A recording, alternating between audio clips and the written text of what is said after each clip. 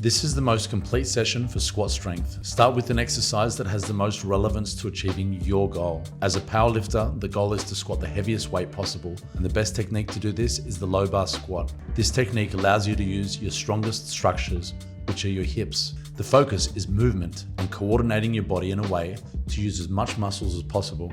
But big weights comes at a cost, fatigue. So we keep the volume low and the intensity high.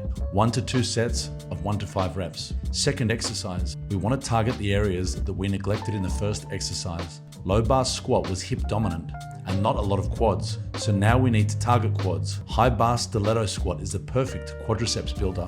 We're using lighter loads so we can use higher reps, focusing on maximum knee bend and fighting for an upright torso angle to emphasize quads. 2 to 3 sets of 4 to 6 reps. This is complete development of all of the squat muscles, except for one, the rectus femoris. That's the fourth head of the quadriceps, and it's the only head of the quadriceps that crosses 2 joints, the hips and the knees. And when we perform compound movements like the squat, these biarticular muscles are neglected, and the way to train it is to isolate it. Leg extensions. We do this last because it requires the least energy. Leaning back on the machine allows you to target the muscles at a longer length, which research shows is better for hypertrophy. 3 sets of 8 to 12 reps. Bonus exercise, hamstring curl.